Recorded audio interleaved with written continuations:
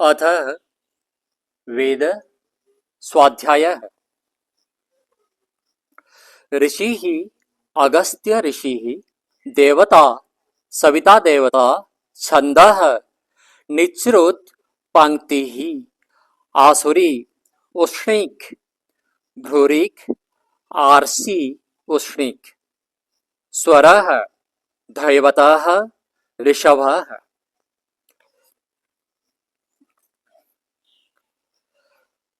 ॐ देवस्य त्वा सवितुः प्रसवेस्विनो बहुर्भ्यां पूर्ण्यो हस्ताभ्याम् आदरे नार्य शिरमः रक्षसां ग्रीवा अपि कृन्तामि यवोऽसि यवसास्मद् द्वेषो यवयारातिर्दिवे त्वान्तरिक्षाय त्वा पृथिवै त्वा सुन्धं तां लोकाः पितृसदनाः पितृसदनामसि।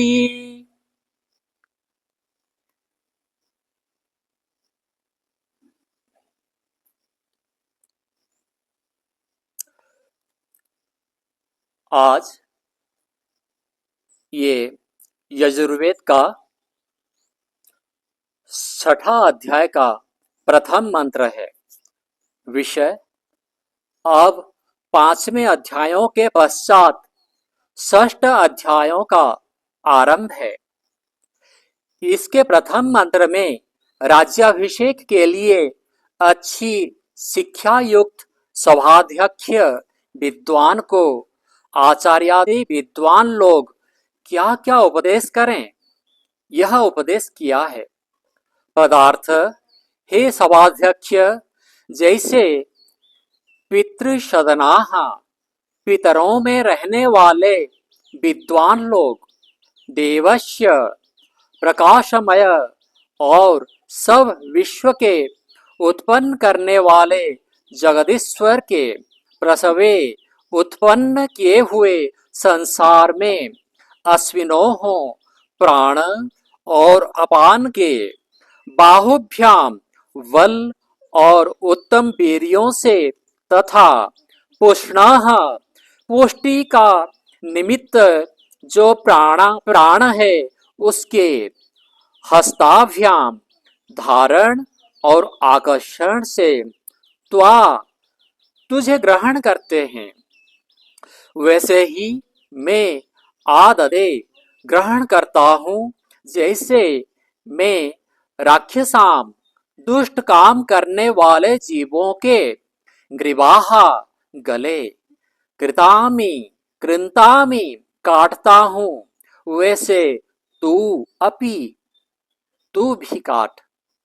हे सभाध्यक्ष, जिस कारण तू यवह संयोग विभाग करने वाला असी है, इस कारण अस्मत् मुझसे द्वेष अर्थात अप्रीति करने वाले बैरियों को यवय अलग कर और अराती ही जो मेरे निरंतर शत्रु है उनको पृथक कर।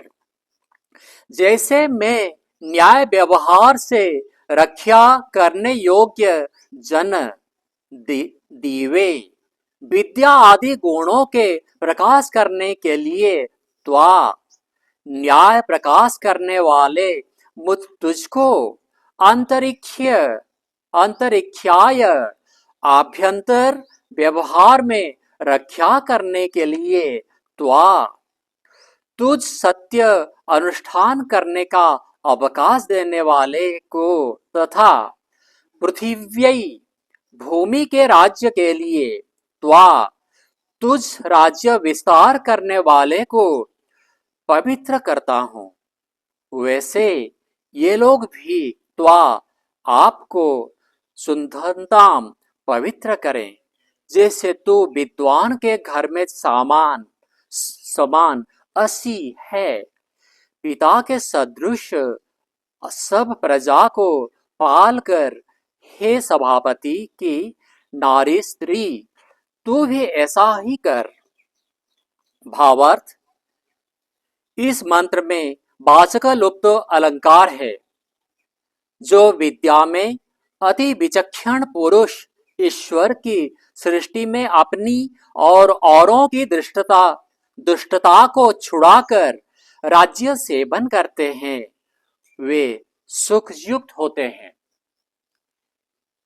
ये यजुर्वेद का 6ठी अध्याय का प्रथम मंत्र के बारे प्रभु ने आदेश दे रहा है कि हे राजा, तुम भी दुष्टों को वैसे दलन कर जैसे मैं दुष्टों का ग्रीवा अर्थात वेग को काटता हूं।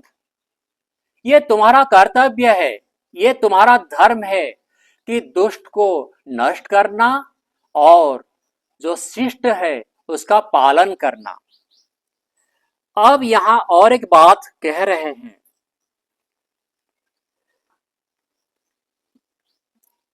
हे पिता के सदृश सब प्रजा को पालन करें, हे सभापति की नारी अर्थात राजरानी, राजा को और राजरानी को वो कह रहे हैं, प्रभु कह रहे हैं, आदेश दे रहे हैं, तू भी ऐसा ही कर।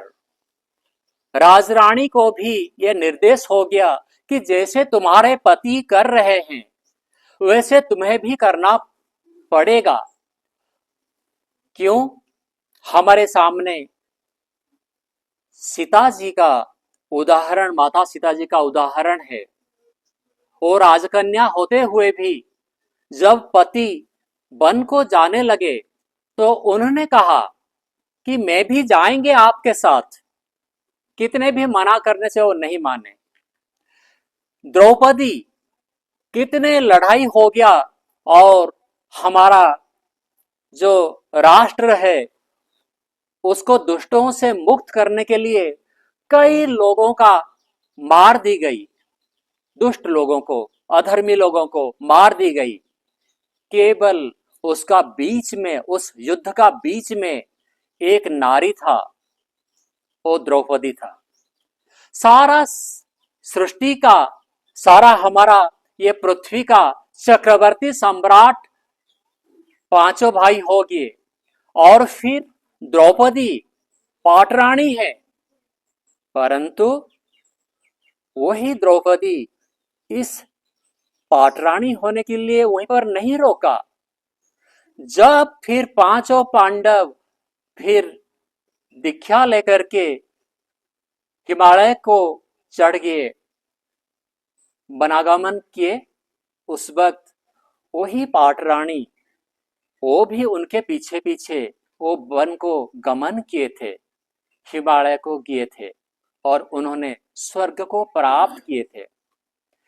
इस मंत्र का अंत में स्वामी जी का व्याख्या के हिसाब से प्रत्येक नारी अपने अपने पुरुषों को सहाय्य करें, मदद करें, जो काम वो कर रहे हैं उसको अच्छी तरह कैसे कर पाएंगे वही पुरुष, उसमें वो अगर मदद कर रहे हैं तो फिर वह स्वर्ग प्राप्ति करेगा ही।